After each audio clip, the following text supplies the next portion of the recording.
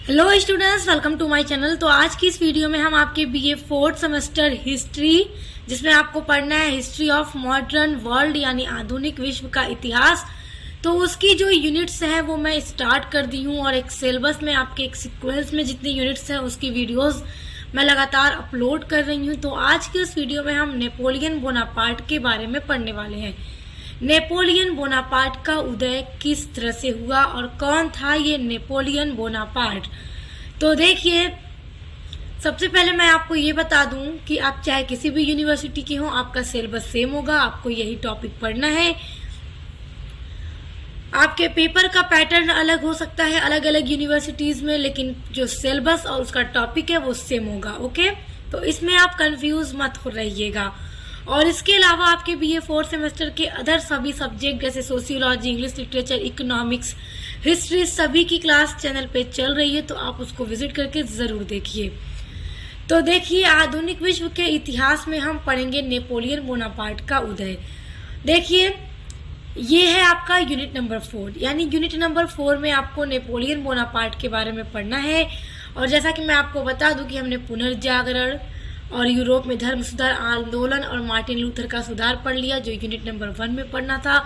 Unit number 2 में हमने England की रक्तहीन क्रांति और औद्योगिक क्रांति को पढ़ लिया। यूनिट नंबर 3 में हमने अमेरिकन क्रांति और फ्रेंच यानी कि फ्रांस की क्रांति को पढ़ लिया है। नेपोलियन बोनापार्ट का जो संबंध है वो फ्रांस से है, फ्रांस की क्रांति से है। जैसा कि फ्रांस की जब क्रांति हो रही थी तो उसमें नेपोलियन बोनापार्ट ने बहुत योगदान दिया और उसके बाद ही नेपोलियन बोनापार्ट का उदय हुआ। देखिए, फ्रांस में जब क्रांति नहीं हुई थी अभी, तो फ्रांस में कैसी व्यवस्था चल रही थी? राजतंत्र व्यवस्था, यानी कि बाप आज शासन कर रहा है, तो यदि बाप की मृत्यु हो गई तो उसका बेटा शासन करेगा, फिर उसका बेटा शासन करेगा, उसकी मृत्यु हो गई उसका बेटा शासन करेगा। इस तरह की व्यवस्था चल रही थी और जितने भी शासक आ रहे थे पूरी तरह से निरंकुश शासक थे, अयोग्य शासक सिद्ध हुए, जिसके लिए जो फ्रांस की जनता थी वो क्रांति के लिए प्रेरित हुई, जिसके बारे में सब कुछ हम पिछली वीडियो में पढ़ चुके हैं। तो देखिए, एकदम अयोग्य शासक सिद्ध हो रहे थे जितने भी शासक आ रहे थे, तो फ्रांस की जनता इसलिए क्रांति के लिए प्रेरित थी।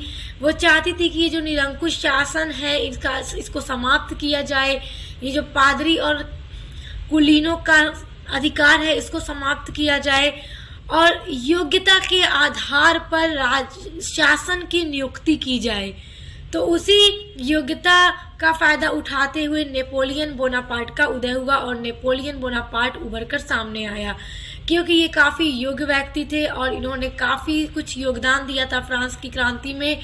और फिर आगे चलकर ये नेपोलियन बोनापार्ट फ्रांस का सम्राट भी बनते हैं। तो कैसे बनते हैं, चलिए अब ये सारी चीज़ें हम पढ़ना शुरू करते हैं।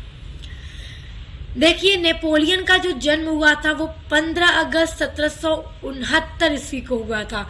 तो इनका जन्म भी आपको याद रखना है, क्योंकि आपसे ऑब्जेक्टिव टाइप प्रश्न में ये सारे क्वेश्चन आएंगे और जिनकी लिखित परीक्षा होती है तो नेपोलियन बोनापार्ट के बारे में पूछेगा, तो आपको पूरा एक सीक्वेंस पे ये सारी चीज़ें लिखनी होंगी।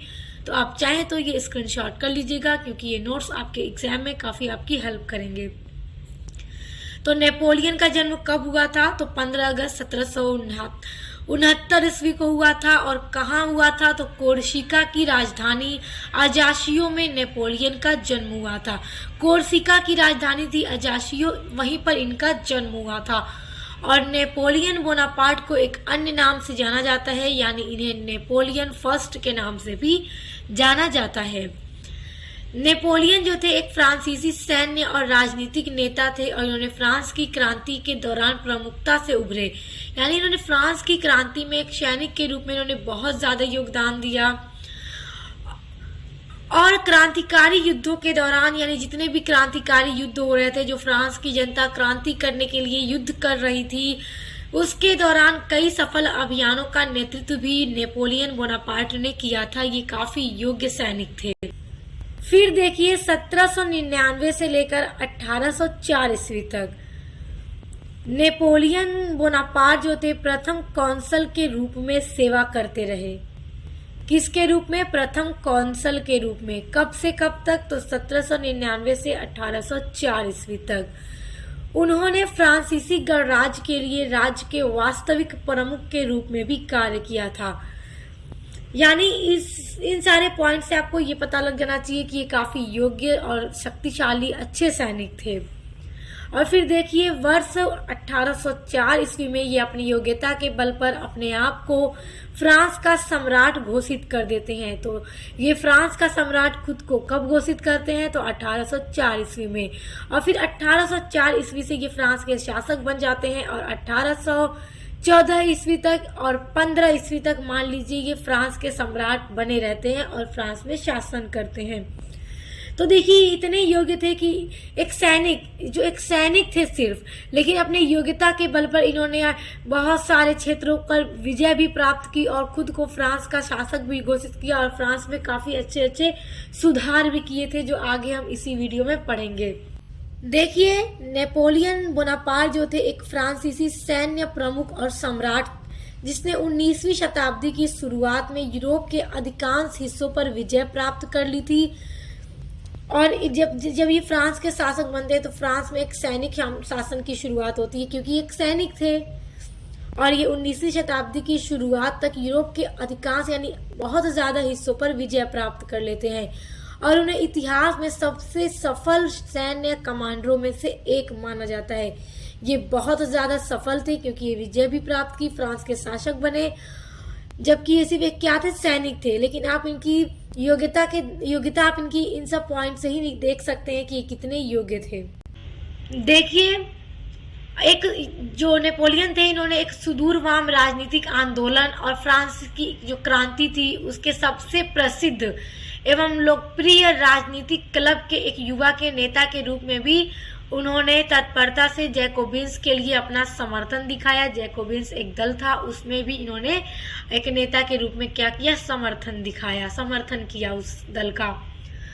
अब देखिए अब हम देखेंगे नेपोलियन द्वारा क्या क्या सुधार किए गए थे, क्योंकि आपकी परीक्षा में सुधार जरूर पूछेगा। तो देखिए नेपोलियन जब 1804 ईस्वी में फ्रांस का सम्राट बनते हैं तो देखिए सबसे पहले नेपोलियन संहिता एक कानून बनाते हैं। देखिए 21 मार्च 1804 ईस्वी में नेपोलियन ने नेपोलियन संहिता की स्थापना की। अब ये नेपोलियन संहिता था क्या? तो समझिए। देखिए जिसे फ्रांसीसी नागरिक संहिता के रूप में भी जाना जाता है।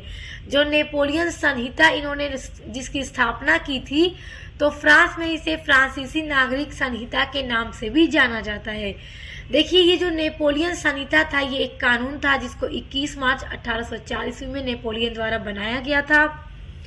और इस कानून के अंतर्गत देखिए क्या क्या बातें थी। इस कानून में सभी नागरिकों को समान अधिकार प्रदान किया गया, क्योंकि देखिए फ्रांस की क्रांति से पहले फ्रांस की जो व्यवस्था थी बहुत खराब थी। वहां पे पुरातन व्यवस्था थी, निरंकुश शासक थे जिससे सिर्फ अपने हितों की परवाह थी, जनता की परवाह न थी। वहां पे फ्रांस के समाज में किसी भी जनता को एक प्रकार अधिकार नहीं मिला था। पादरियों और कुलीनों को अधिक विशेषाधिकार प्राप्त थे, जबकि जो किसान मजदूर थे और मध्यम वर्ग के लोग थे उन्हें समाज के अंदर कोई भी अधिकार प्राप्त नहीं था। उन्हें भारी मात्रा में कर देना पड़ता था। गरीब लोग कर के भारी बोझ को ढो रहे थे और जो धनी वर्ग के लोग थे पादरी और कुलीन वो करों से मुक्त थे, उनसे कोई भी टैक्स नहीं लिया जाता था। यानी पूरी तरह से भेदभाव था समाज के अंतर्गत, किसी को भी एक बराबर अधिकार नहीं था। तो जो नेपोलियन ने नेपोलियन संहिता की स्थापना की तो इस कानून में सभी नागरिकों को इन्होंने एक समान अधिकार दिए कि हर कोई एक बराबर है। दूसरा इस संहिता में क्या था कि इस कानून के अंतर्गत जो यातायात और संचार व्यवस्था है उसमें भी सुधार करने का पूरा प्रयास किया गया ताकि यातायात और संचार व्यवस्था में सुधार लाया जा सके। उसके अलावा इस संहिता के द्वारा जन्म के आधार पर जो दिए गए अधिकार थे उसको समाप्त कर दिया गया, क्योंकि देखिए जन्म के आधार पर भी अधिकार दिए जाते थे। जो जिस तरह की जाति में पैदा होता था उसको उसी तरह का अधिकार दिया जाता था, तो उसको भी समाप्त किया गया।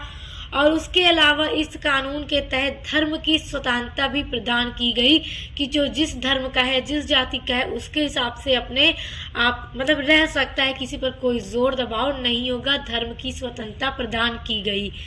तथा जो सरकारी नौकरी होगी उसकी मतलब लोगों को, जैसे देखिए क्या था, फ्रांस की क्रांति से पहले जो निरंकुश शासक थे वो क्या करते थे, सिर्फ जो पादरी और कुलीन वर्ग के लोग थे, जो धनी वर्ग के लोग थे, उन्हें ही उच्च अधिकारी बनाया करते थे, उन्हें ही अच्छी नौकरी, सरकारी नौकरी मिलती थी, फिर चाहे वो उसके योग्य रहें या न रहें।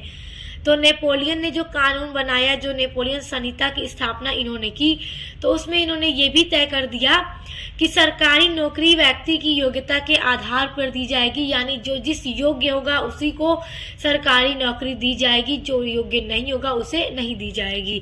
तो इस तरह की देखिए कितना अच्छा इन्होंने कानून बनाया। अच्छा स्टूडेंट्स, देखिए यहाँ पे आप इस तरह से लिख लीजिएगा अपनी नोटबुक में कि इस संहिता द्वारा जन्म के आधार पर जो लोगों को विशेषाधिकार प्रदान किए गए थे उसको समाप्त कर दिया गया, जिसके बारे में मैं अभी आपको समझा चुकी हूँ। तो देखिए ये नेपोलियन द्वारा किए गए सुधार थे। आई होप आप इसको समझ गए होंगे, तो आप इतना याद रखिएगा, यहाँ से एग्जाम में प्रश्न जरूर आएंगे। अब हम जानेंगे नेपोलियन का पतन किस तरह से हो गया, किस तरह नेपोलियन का पतन हुआ। देखिए नेपोलियन के पतन के कई सारे कारण थे, लेकिन जो सबसे इसमें महत्वपूर्ण कारण है वो है नेपोलियन द्वारा रूस पर किया गया आक्रमण। देखिए 1812 ईस्वी में नेपोलियन ने रूस पर, देखिए यहाँ पर रूस होगा, ओके, रूस पर आक्रमण कर दिया, जहां सर्दी और वातावरण में उसकी जो सेना थी, यानी नेपोलियन की जो सेना थी, उसको बहुत क्षति पहुंची, क्योंकि वहां का जो वातावरण था वहां पे काफी सर्दी थी, और इन सभी कारणों से नेपोलियन की सेना को बहुत नुकसान पहुंचा और नेपोलियन की बहुत अधिक मात्रा में सेना मारी गई और कितनी सारी सेनाएं वहां से भाग गई, जिस कारण इस युद्ध में नेपोलियन को हार, मतलब नेपोलियन की हार हो जाती है। तो देखिए 18 जून 1815 में वाटरलू के युद्ध में पराजय के पश्चात अंग्रेज जो थे, अंग्रेजों ने नेपोलियन बोनापार्ट को सेंट हेलेना द्वीप पर बंदी बना दिया, क्योंकि वाटरलू के युद्ध में नेपोलियन हार चुके थे। रूस पर आक्रमण करना मतलब इनकी सबसे बड़ी भूल थी, जिस कारण इनका पतन हुआ। फिर अंग्रेजों द्वारा नेपोलियन को बंदी बना लिया गया। कब बना लिया गया? 18 जून 1815 में। ये जो युद्ध था वो, इस युद्ध का नाम था वाटरलू युद्ध। तो इस युद्ध में नेपोलियन की हार होती है और अंग्रेजों के द्वारा नेपोलियन को बंदी बना लिया जाता है और सेंट हेलेना द्वीप पर इनको भेज दिया जाता है। तो सेंट हेलेना द्वीप जो था वही अंतिम निवास था जहां पर नेपोलियन रहे, और फिर वहीं पर नेपोलियन की मृत्यु 5 मई 1821 ईस्वी में हो गई थी। तो आज की इस वीडियो में हमने नेपोलियन बोनापार्ट का उदय किस तरह हुआ वो हमने देखा, नेपोलियन ने क्या सुधार किए और नेपोलियन का पतन किस तरह से हुआ। आप इन सभी चीजों को बहुत अच्छे से समझ गए होंगे। तो स्टूडेंट्स, इसके अलावा मैं आपके लिए मॉडल पेपर की वीडियोस जल्द अपलोड करूंगी और आपकी जो यूनिट्स हैं आगे की वो जल्द मैं चैनल पे अपलोड कर दूंगी, और अदर सभी सब्जेक्ट की क्लास चैनल पे चल रही है, तो उसके लिए भी आप ज़रूर विजिट कीजिएगा, क्योंकि मेरे चैनल पर आपके बीए की सभी क्लासेस कराई जा रही है, सभी सब्जेक्ट की। और स्टूडेंट्स, अगर आपको वीडियो समझ में आ जाता है और आपको पसंद आता है तो प्लीज़ लाइक किया करो, कि जब आप लाइक करते हो तो मुझे पता चल जाता है कि आप अच्छे से समझ गए हो और आपको वीडियो पसंद आई है और हेल्पफुल लगी है। और ज़्यादा से ज़्यादा शेयर भी किया कीजिए। तो अब मिलते हैं नेक्स्ट वीडियो के साथ।